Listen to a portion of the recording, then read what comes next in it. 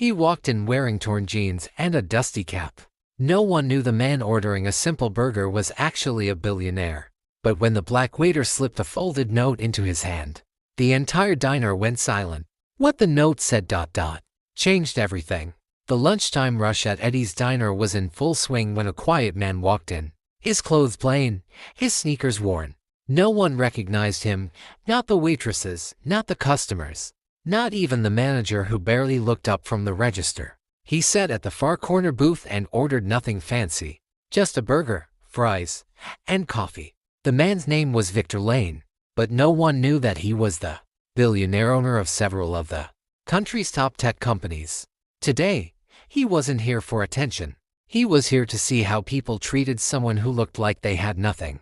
The young waiter who approached him, Jamal, wore a tired smile. His uniform was faded, but his manners were perfect. "Welcome to Eddie's," he said kindly, taking the order. While others in the diner barely noticed the stranger, Jamal refilled his cup without being asked and spoke with quiet respect. Victor noticed every detail, every gesture. He saw how Jamal treated the elderly woman at the counter with patience, how he split his own tips with a struggling coworker. When the food came, Victor tasted it and smiled. "This is perfect," he said, slipping a $100 bill under the plate as he prepared to leave. But before he could stand, Jamal returned and handed him a folded note. "Sir, you dropped this," Jamal said softly. Victor frowned. He hadn't dropped anything. When he unfolded the paper, his hands froze.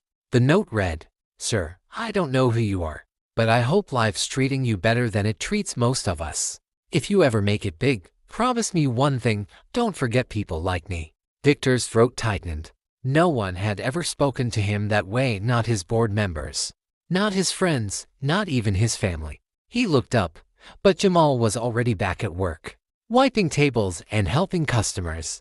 Victor quietly left without saying another word. The next morning, Jamal arrived at work to find the diner buzzing. A black SUV waited outside, and a man in a tailored suit was handing out envelopes. Inside each was a letter and a check. When Jamal opened his knees nearly gave out. It was from Victor Lane, the man he'd served yesterday. The letter said, "You kept your promise. Now I'm keeping mine." The check was for $250,000 and a note offering him a full scholarship.